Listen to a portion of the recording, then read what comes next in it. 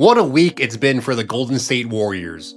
Jimmy Butler tears his ACL Monday night. Prayers up to him on a speedy recovery because the game is much better when he's playing. The next day, General Manager Mike Dunleavy was asked about Jonathan Kuminga's trade demand. His response? When you make a demand, there actually has to be a demand on the market. That quote is the kind of thing GMs think all the time, but never say out loud.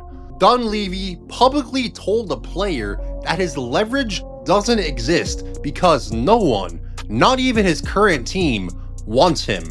That's using market forces as a straight up weapon. And now, it's the soundbite that's defined just how bad the season has gone for the Golden State Warriors. And with the trade deadline less than 2 weeks away, what can they do to salvage it? It's not looking too good.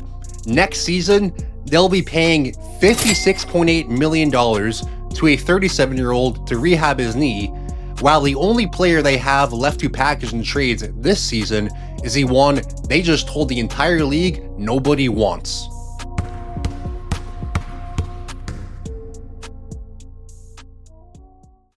Let's set the stage with Golden State's financial outlook. They currently sit $291,000 under the second apron hard cap. But what does that exactly mean? Well, first up, they cannot exceed that threshold under any circumstances the rest of the season. Remember when Memphis said Dillon Brooks wasn't returning under any circumstances? Well, this is kind of like that, except it deals with the Warriors adding an extra $291K to their payroll. But being between the first and second apron still leaves the Warriors with more flexibility than the league's highest spenders.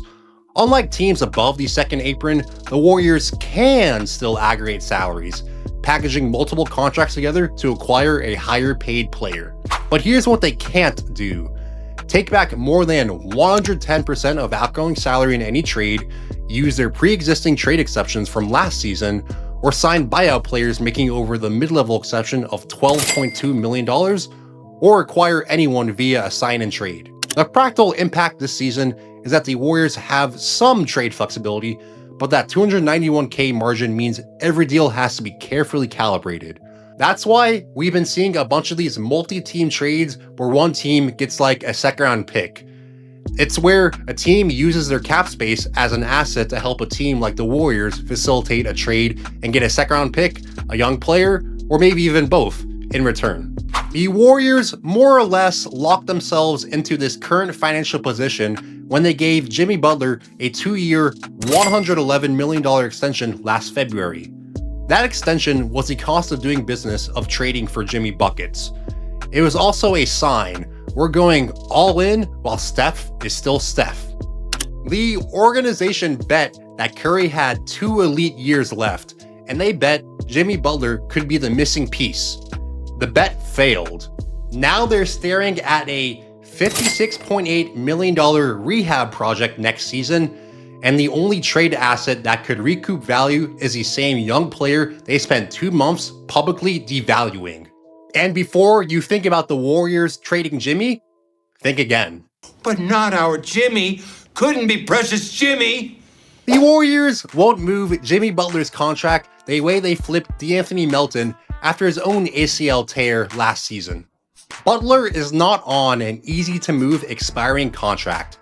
He's owed $57 million next year. Golden State went 46-22 with him in uniform, a 55-win pace, and internally had genuine belief that one more quality addition to the Curry, Butler, Draymond Green core made them a legitimate threat in the Western Conference. And Mike Dunleavy has a long-standing relationship with Jimmy Butler from when they were both playing for the Bulls.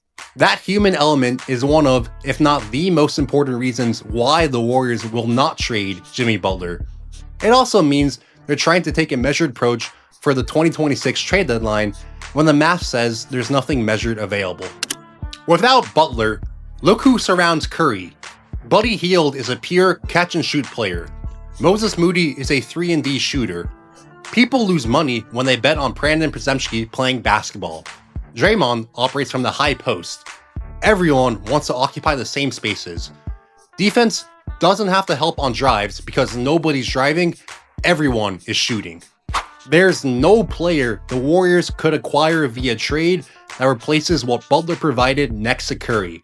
The math doesn't work, the cap doesn't work, and the market doesn't have what they need at prices they can pay. Can Curry and Green bank on Butler returning effectively at 37 from a major knee injury? He's the second oldest player in NBA history to tear his ACL. Can the organization bet on it? Well, they even have the same coach, because Steve Kerr doesn't have a contract for next season. Multiple assistant coaches are operating under the premise he won't return, with some already surveying the league for jobs or taking roles in other organizations like the WNBA. The entire infrastructure around this team is uncertain. The money is locked. The timeline is closing. And the Brain Trust thinks that the one player that can help them get out of the situation is the basketball equivalent of a car that birds like to shit on. Ah! That's right. Get it nice and clean. After Mike Dunleavy's spicy comment comparing a trade demand to actual market demand, Jonathan Kuminga's agent didn't respond with a formal statement. He just posted the Google definition of demand in economics, a subtweet if I've ever seen one. Kerr inserted Kuminga back into the rotation Tuesday, and he scored 20 points in 21 minutes in a blowout loss to the Raptors. But we've seen this before. When Curry went down with a hamstring injury in the Western Conference semifinals last May, Kuminga averaged 24.3 points on 55.4% shooting in 31 minutes per game. The Warriors still lost in 5 games. That's the best case scenario if you think the Warriors should just use the rest of the season as a Jonathan Kuminga 35-minute per game addition. Kuminga can produce in a vacuum when given minutes. Everyone knew that. The question was never talent. It was fit, motivation, development, and whether his production translates into winning. The answer last postseason was no. Jonathan Kuminga and his camp have less than 2 weeks to prove that demand for him exists. His own GM already told the world that's not happening. I think when in terms of demands, when you make a demand, there needs to be demand on the market. So we'll see where that unfolds. So given all of this, what should the Golden State Warriors do if they want to maximize Steph Curry's final years? The answer? Probably nothing. Don't make a trade just to make a trade. Any move that gets you back to pre-Jimmy injury baseline while surrendering future flexibility is a net negative in my opinion. I'm talking about moves to get your Michael Porter Jr.'s, your Zach LaVines of the world. You're paying a premium to tread water. So just keep Butler's contract and play out the rest of the season with your new second option, Jonathan Kuminga. Except that the 2025-26 year was a development year, not a championship year. Go into the summer when more teams have cap space and picks to trade. The hard part isn't the decision. The hard part is whether players like Steph Curry and Draymond Green, ownership, and most importantly the fans, are willing to accept this framing. This is what doing right by Steph looks like when injury timing doesn't cooperate. The Warriors mortgaged almost all of their flexibility for just 11 months of Jimmy Butler. You can't game plan for ACL tears. All you could do is make the best decisions with the information available and hope the breaks go your way.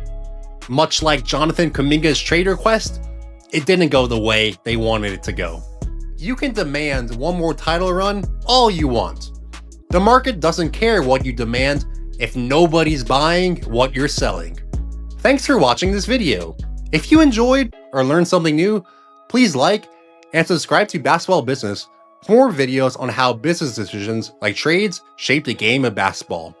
Drop a comment on what you think the Warriors should do ahead of the upcoming trade deadline. I'm Kyle, this is Basketball Business, and we'll see you in the next one.